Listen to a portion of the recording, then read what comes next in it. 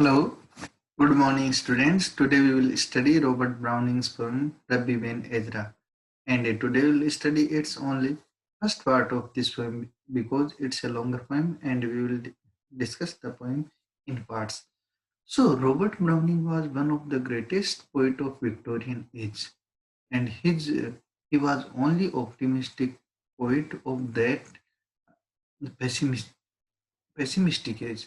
So this poem, Rabbi Ben Ezra, was written in 1861. Actually, in 1861, he was in Italy and given a copy of Switzerland's translated poem Rubaiyat of Umar Khayyam. This copy was given to Browning by D.G. Rossetti. And in 1864, when Robert Browning's collection of poems called Dramatic Persony was published, this poem was included in that collection entitled Rabbi Ben Ezra. Actually, Rabbi Ben Ezra was actual name was Abraham ibn Ezra, and he was a 20th century poet, scholar, and mathematician. And basically, Browning rejects the hedonic sentiments of Switzerland's Khayyam in favor of higher things.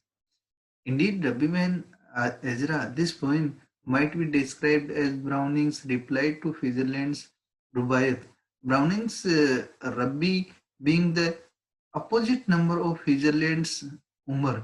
Instead of nihilistic life for today approach for life, Browning's Rabbi Ben Ezra seems to train the turbulence as road to spiritual development and maturity of soul, rather than holding on to today and prolonging our youth with all its follies.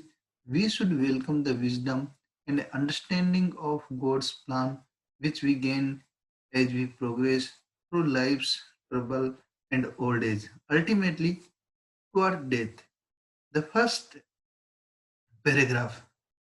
Today, now I will study. Now I will read out the first paragraph and then discuss. So this is a kind of dramatic monologue, and Rabbi Ben Ezra addressing the audience and says, so first stanza, grow old with me. The best is yet to be, the last of life for which the first was made. Our times are in his hand, who saith, a whole I planned, you chose but half. Trust God, see all, not be afraid. Now we trying to make us understand that grow old with me, be wise with me, and best is yet to come. He considered the best, what is best, the last of life, last moment of life, for which the first was made. And he said, all times are in his hand, in God's hand, or planning, everything is who said, a whole I planned. I have planned each and everything. You chose but half. You chose us the things of the world, but only half. So, first of all, we have to trust God. And then, by trusting God, we can see each and everything. He says, see all, nor be afraid.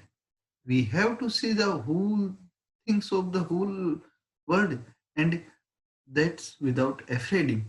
So, the very first stanza of this poem,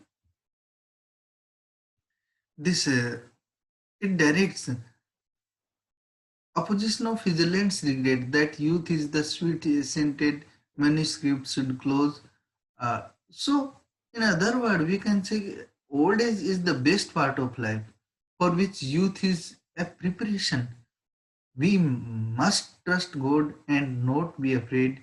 And then come to the second stanza. It is also important.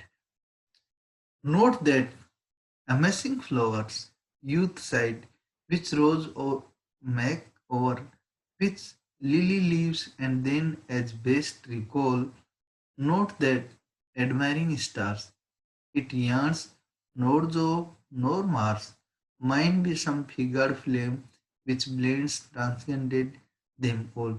Now he said that note that amazing flowers, youth side, which rose make ours, A young people always sighs, he always cries that such and such, which Lily leave and then as waste recall. Note that admiring stars, it yarn, nor though no Mars, my mine be figured flame, which blend transcribe them all. So these line also tells us that old is the best part of life, and the Rabbi Ben Ezra decries the follies of youth, which in the same time they said that what kind of the things we are doing, and these are the things. This is uh, opposition to the philosophy of Umar Khayyam, which says eat, drink, and be merry. So again, in the third stanza, we see note for such hopes and fears, annulling youth's brief years. Do I demonstrate fully wide the mark? Rather, I prize the doubt. Low kinds exist without finished and finite clouds, untroubled by a spark. Now he said that these are the things which we should have believe in God. That these things we are developing toward the road, and the same things are as given in the doubts of youth as part of the development in youth. When we have doubt, so many doubts, so these doubts are the part of our development. And the stanza number 4 is poor want of life indeed, where man but formed to feed on joy, to solely seek and find and feast. Such fasting ended, then assure an end to men, ere care the cropful words treads down the mock-road beast. Now, the poet is very sarcastic here, and he says that he directly opposed the idea of his philosophy. In other words, we can say life is more than just joy and feasting. Okay, so this line is an example of the obscurity of Browning as opposed to the directness of Hazelland. The lines means that the sated birds and beasts feel nothing beyond its fullness. They just complete their life and do nothing. So these things, when everything, poor modes of life were men but formed to feed. We are not formed only to feed. Feed on joy, solely seek and find and feast. So such fasting ended very soon. They are surely to come to an end, because we are not birds, we are not a beast, we are human being. So we should do something else other than eat, enjoy, and marry. So come to the next stanza. Rejoice, we are allied to that which doth provide and not partake, effect and not receive. A spark disturb our cloud, nearer we hold of God, who gives then to his tribe, that take I must believe.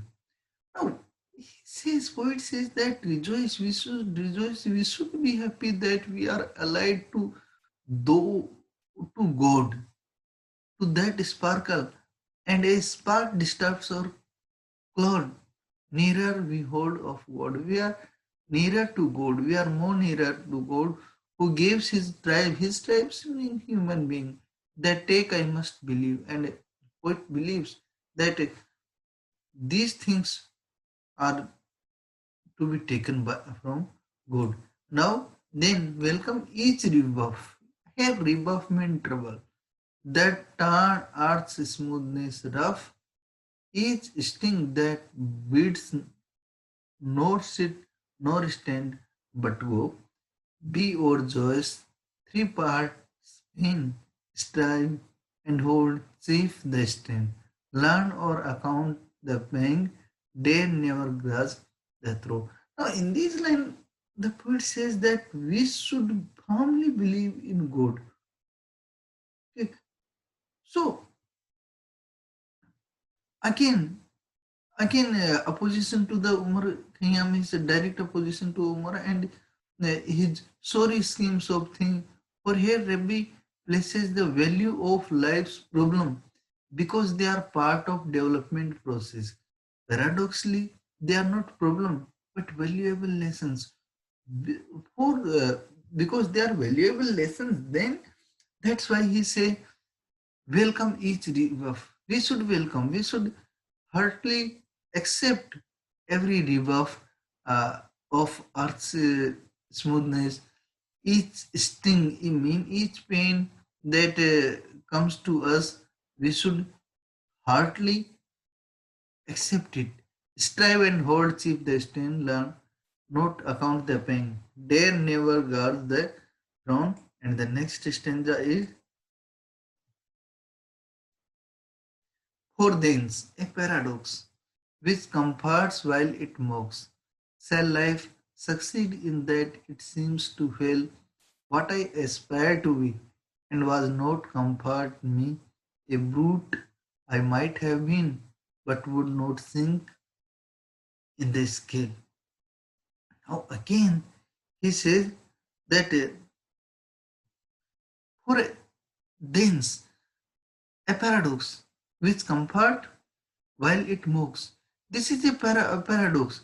It mean being comfort and being mocked, and our life succeeds in that it seems to fail. It seems that our life is failing, but it is being success. And whatever I want to aspire, it is being. So from a brute, we are changing to a real human being. Okay, so come to the next stanza. And this is what is he but a brute? What is a man? He is just like a brute. What kind of man? Whose flesh has soul to soul, whose flesh and soul are shoot to each other, whose spirit work laced arms and legs with one play. To main purpose this test, thy body is at its best. How far can that project thy soul in its lonely way? So the poet is very sarcastic here. He says that uh, these things we should, we are not more than a brute. A person who is always eats, sleeps, and make enjoyment, he is just like a brute. Okay, so we human being never should never comfort to our body, and we should try. Okay, so thank you. This was the first part. Now, tomorrow we will see the next part of this one and discuss it later. Okay, thank you. Thank you all.